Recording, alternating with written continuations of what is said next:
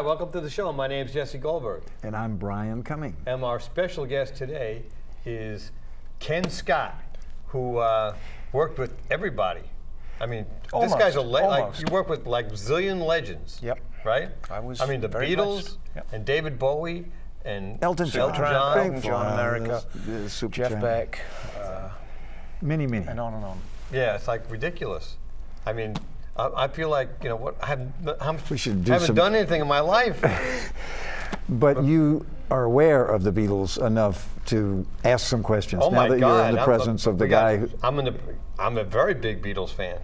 So how did it all start? I mean, just give us from the beginning. How did From the beginning. Yeah. I was 12 and a half, and I knew what I wanted to do. I wanted to work with making sound. And there was a time when there was an English TV series called Here Come the Girls, and there was a young lady, pop singer at that time, called Carol Dean that I had the hots for. And so there's a picture of her in the book. Yeah.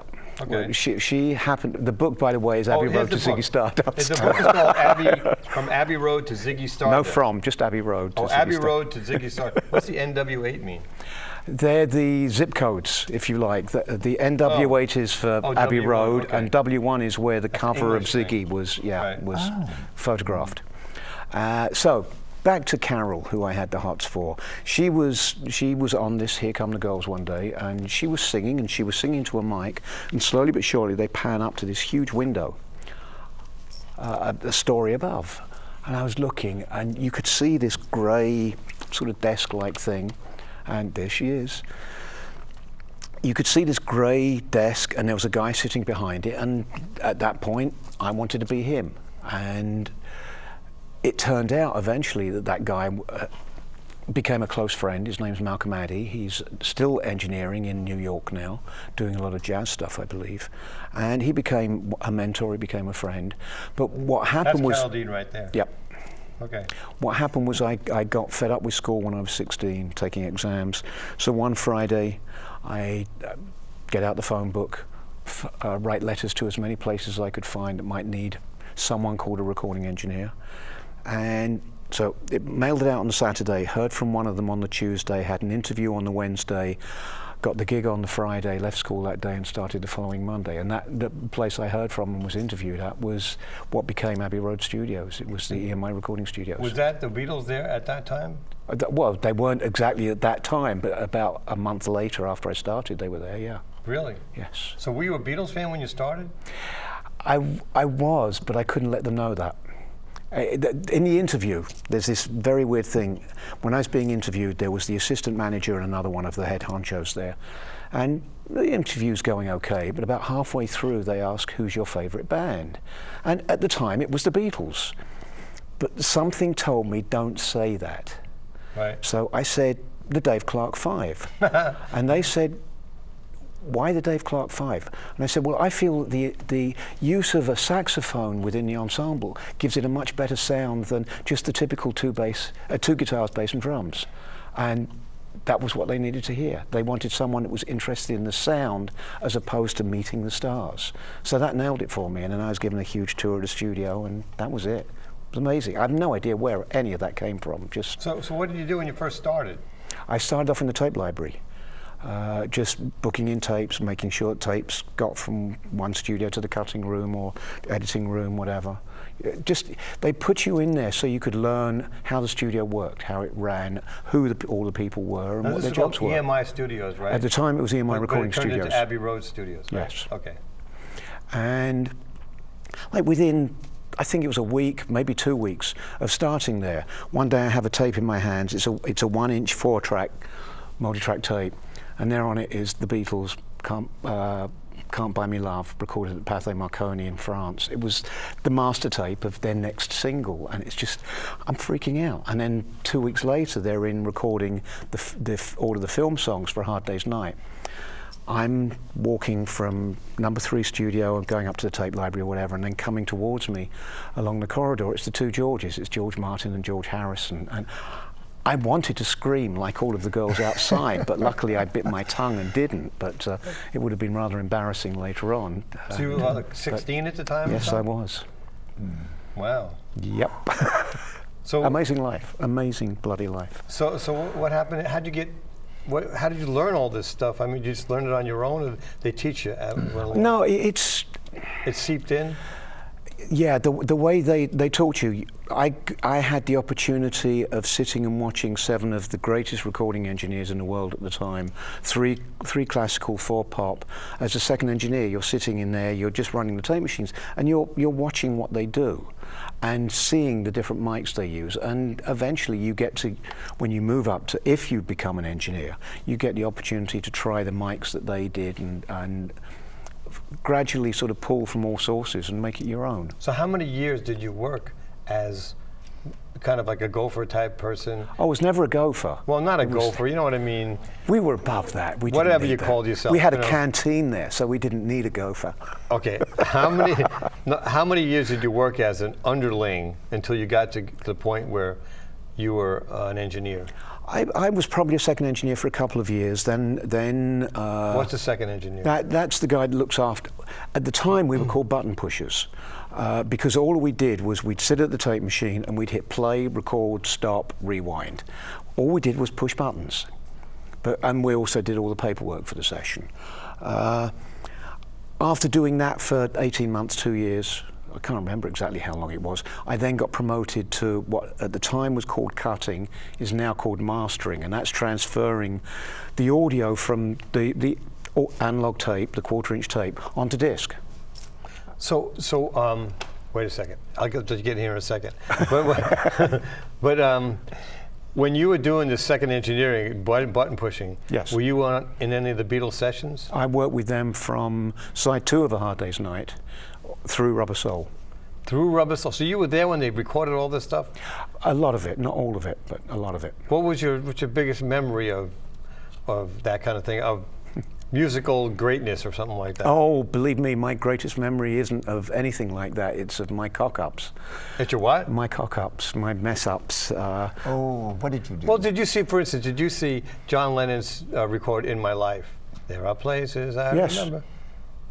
Yeah. How did they do it? I mean, did they do it was the band recording all at once, or they just, how'd that work? They would record the basic track all at once and then start doing overdubs, yeah. It was, look, you have to remember, we never realized at the time we would be talking about these sessions 40 or 50 years later. As far as we were concerned back then, it was just another day in the office. Right. And so you didn't realize the memory. You didn't realize what was going on there was great? No, not at all. When did they when realize I don't know. No one did. No one realized that this much later on, we would still be talking about it. When I came to write the book, there was one story that I'd been asked about so many times that I have absolutely no recollection of whatsoever.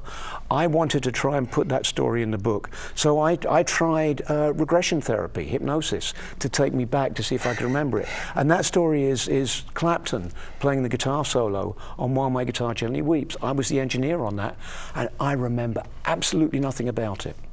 Nothing at all? No, neither does Chris Thomas, who was George Martin's assistant and was producing the session. Neither does John Smith, who was my second engineer. Maybe he never did it. Mean he did, of course he did. But it was remarkable for having Eric join in a Beatles session. But it didn't mean anything at the time. Oh. Yes, okay. It was but we still can hear on YouTube the Eric Clapton soloed, and it's great. No, absolutely. I just saw the concert for George, you know. Wasn't it? Yeah. It was there. Oh, you were there? Yeah. Oh. Yeah, I just saw the concert for George, and you see what, yeah. But you know, he didn't play the solo. The other guy did. The other guy did, you're right. Yes. Which is probably what George would have preferred. No. Because George had him play it in the first place, so why wouldn't he want him to play it again? Why wasn't anybody allowed to be credited on these records? Do you have any idea? The same reason they're not today. It's because record companies become very territorial. But they put the people's names who appear on, like Brian's been on a lot of records, right? His name's on the records, right? You see his name as saxophone player or something like that. But in the Beatles, they never listed anybody. Different times for a kickoff. Plus, do you have a recording contract? No. No, well, that's the thing. It's if you had a recording contract, you had to record for that label that you're signed to, and you can't do anything for anyone else. So that's why the names weren't on there. So you're going to tell me while you were working this whole time was just another day in the office Yes. while John Lennon, Yes. Paul McCartney, George Harrison, and Ringo Starr were coming back and forth? Yep. I need a job like that. Yeah, absolutely. He was talking about remembering things and not remembering things, Right. but the other day at the seminar, you've talked about recollecting 3 different people's version of one particular story. Oh, This is a good story. there was a situation that I was involved in when I was a second engineer. It was a recording session for an American singer-songwriter called Jackie DeShannon. I loved her song. She wrote like 3 number ones for an English band called The Searchers, and I loved her songs, so I was really pleased to be put on the session when she came in to record. I'm sitting there, and I remembered that they had to break the orchestra really early because the guitarist couldn't play the part, and she had to spend their tea break teaching him how to play the part. Now, it just so happened that guitarist was Jimmy Page. Really? And who was one of the top session guys over there at that time. Why couldn't you play it? Well, You that's don't the have thing. to say you love me. I wanted to put the story in a book, so myself and my co-writer started to put it together. And then I was invited to see a movie that a gentleman called Seth Swirsky had put together of people's remembrances of the Beatles. And I saw the guest list, and I saw that Jackie was going to be one of the guests there. So I said to Bobby, my co-writer, that you've got to come with us. We've got to try and get her side of the story, which we went, we got it, and it was different to mine, but it kind of made sense.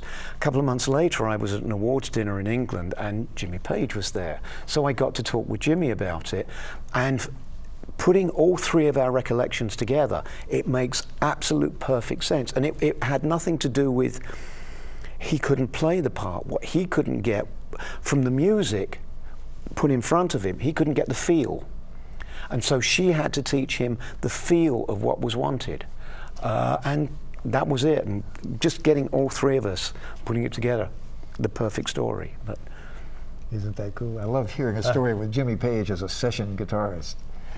well, as I also said the other day, that's why I could never get into Zeppelin, because it's just You knew him as a I had done session too many sessions, seen him on too many sessions where he was just playing pop and the whole thing, and just now suddenly he's this amazing blues guitar. Yeah, it's all rubbish. Look, when I was And same with John Paul Jones, because he was a top session bass player player. too? Yeah. But when I was listening, I listened to so many Beatle records so many times, over and over again throughout the years. Haven't we all? Did you do that too? Oh, of course. Even when you took them home and Well, I heard them time and time again in the studio. Right. But now I also listen to them at home, of course. Yeah. Right.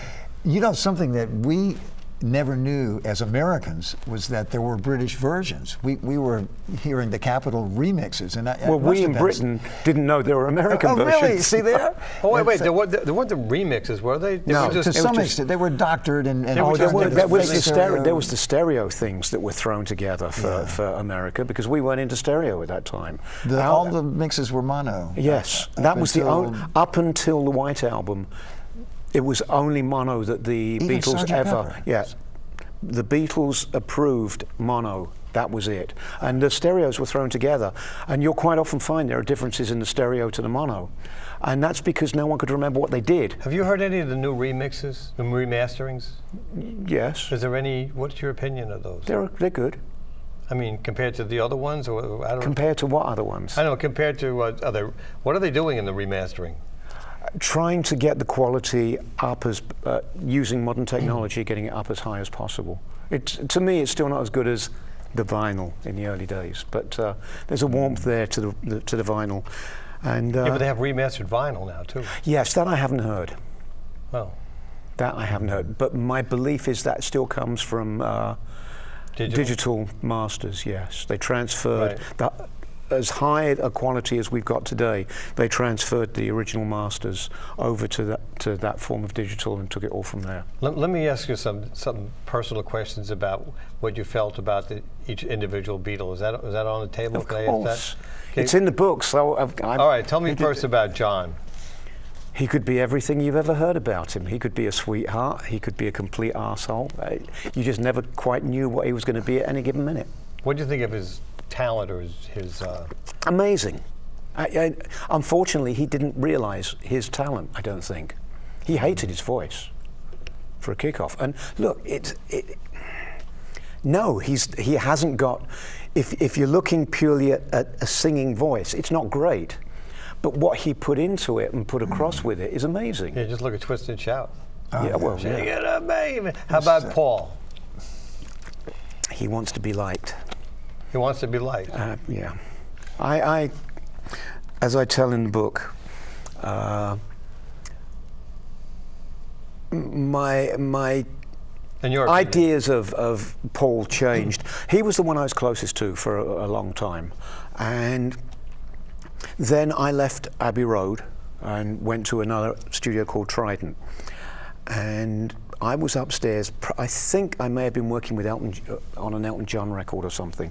I was up in the mixing room, and Paul came in to do some wing stuff. He was in the studio downstairs, so I thought, oh, I'll go down and say hello.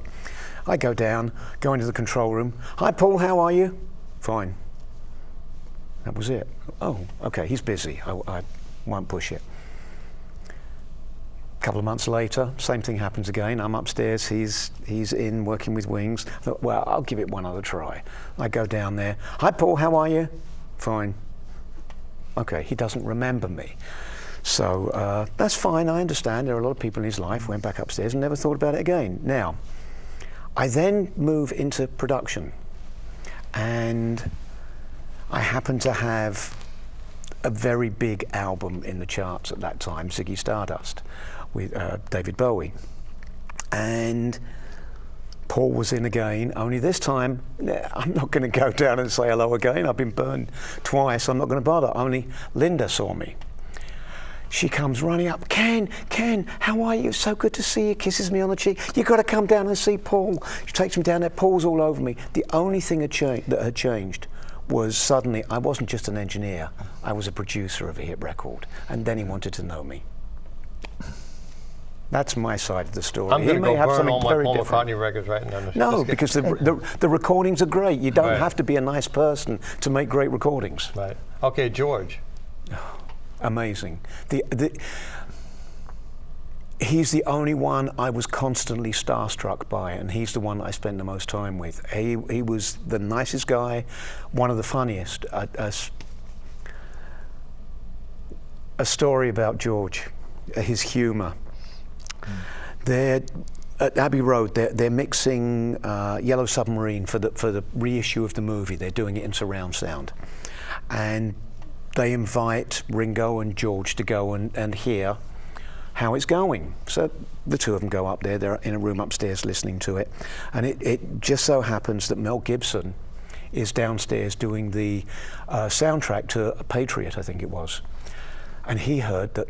Oh, this is later on. No, this is no, not 60s. This is this is 80s.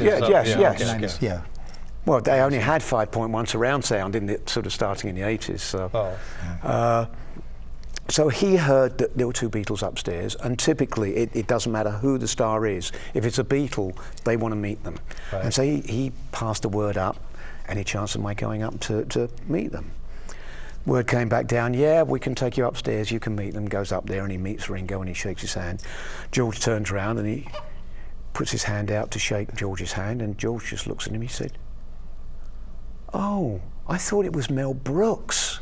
And of course, Mel Gibson's face, his chin just drops, he's so disappointed, and George was just, gotcha, hi, it's really good to meet you. But that was the way George was. He was always doing that kind of thing. He was. I've read things about him being morose, always down, always nasty. I never saw it once with him. Sweetheart, funny, just, yeah. What about Ringo? Comme ci, comme ça for me. He could be nice. When I think it's fairly well documented that he had some problems with the bottle at times, and that could make him a bit nasty. Right. There was one occasion when I had produced an album by Supertramp called Crime of the Century, and it was #1 in England at the time, and they played this big gig at the Hammersmith Odeon, I think it was, in London, and A&M threw this huge party for them afterwards, and Ringo goes. Ringo's there, and the drummer, Bob Siedenberg, wanted to be introduced to Ringo. I said, okay, come with me, I'll introduce you. So go, hi Ring, how are you? And all of that. And I said, so what did you think of the gig? What gig? Well, Supertramp, the Supertramp show. He said, oh, I don't know who that is, I'm only here for the booze. The drummer was so disappointed. It's that kind of thing. They're human. I'm sure we all do stupid things at times and say stupid things, but so now I got to burn all my Paul McCartney records and all my Ringo records. I have to bring this with me though. This is George Harrison's "All Things Must Pass," which you were the engineer on it, right? One of them, yeah. One of the engineers. Phil McDonald started it and I finished it, yeah. Right. That's the reissue of it. Yeah. Was that done at his house? The reissue or the original recording? The original. No, it was started off at Abbey Road and then we finished it at Trident. But the work on the reissue was done at his house, which was quite amusing because the first time we sat down behind the board to listen to it, we just looked at each other and burst out laughing because there we were, 30 years on I think it was when this was done, and we're sitting in exactly the same positions, listening to exactly the same tapes after 30 years, and it just seemed so bizarre, so ridiculous, we just couldn't stop laughing. And we both felt the same way. We would have died to have remixed it without all of the Spectre stuff. Really? Yeah, much like Let It Be. Let It Be Naked, that kind of thing. Right. What about, tell me about I Am the Walrus. I mean, I know you said you did that, right? Well, yeah, it was started off by Jeff Emerick very well. Your Mother Should Know, was that your first one? The first time I ever sat behind a board was for Your Mother Should Know, yeah. Tell me about that. There's not much to tell other than I was absolutely terrified. I had no idea what I was doing. I'd never sat behind a board before. And it was, you want me to do what? Oh, how do I do that? It was very much like that. I was terrified. But do you remember much about it? Other than I was terrified, no. It didn't work because they'd already recorded it at an outside studio. And Paul wanted to try a different arrangement. So we tried it. So luckily, I guess, the new arrangement didn't work. So anything that I did didn't really matter. So what about I'm the Walrus? Well, a couple of days later, I got to do my first orchestral session ever, which was for I Am the Walrus. And that equally, possibly even more terrifying, because not only was it the biggest band in the world, but it was also a studio full of musicians that had to be finished with in 3 hours, otherwise it's overtime. Was George Martin conducting? Excuse me. Yes, he was. He did the arrangement and conducted, yes. So there was a lot of interplay between you and him and the musicians as far as when to start, what constitutes a take, what's needed. Yeah. But George learned early on the way to do arrangements for the Beatles was to overwrite. And I used this a lot later when I had arrangers do arrangements for me. I'd have them put too much in because it's always easier to pull out than it is to put in. Yeah. So the first half of the session was unnecessary. All of the musicians all played the parts, and then John said, "I like that bit. I don't like that bit. Get rid of it. That's good." Okay. In the studio, kind of so the Beatles were there to help edit the parts. Oh yes. While the session was going on. What about all that noise in the background? You know, the radio. Yeah, is that what it is? Yeah, it's when we were mixing, Ringo was over in the corner with a radio tuner, and he's just going through, changing stations as we're going. And that's why, if you listen to the stereo, when it comes to the English Garden part, it suddenly becomes fake. It's mono it's stereo, and then suddenly changes into fake stereo. And the reason was, at that time, that was all live as we were doing the mono mix, so there was no way of recreating the radio at that point. So they had to take the mono mix and just try and make it sound stereo. So that's why it's kind of weird. We're running out of time. We thought it was. I don't know. I always thought it was artistic instead of weird. You know. Well, it is. I thought it was great. Whichever way, yeah. What were you? Before we go, we're almost out of time here, but we're going to do this again. Were you in a Revolution number 9? No, luckily.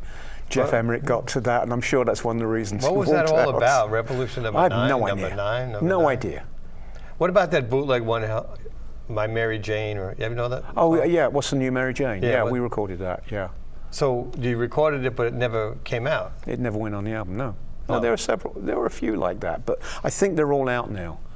Of course, the one thing that everyone wants is the 27-minute version of Helter Skelter, but which, once again, I don't remember a thing about. But oh, it's long enough just for a one day Jesse in the Goldberg office. show.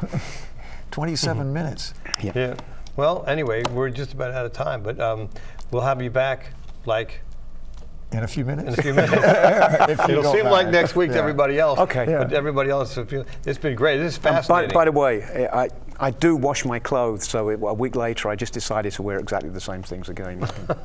Well, you know, Brian's in the Wanna Beatles. You know, he plays a lot of Beatles songs. Oh, you do? Yeah, we've studied them and learned the parts. That's why I asked about the sax solo on Lady Macbeth. Okay. He knows he's really good. Yeah. Anyway, we'll be back. We got to go. My name's Jesse Goldberg. This is Brian Cumming, and this is Ken Scott. And we'll see you next week on another edition of Mind Your Own Music Business.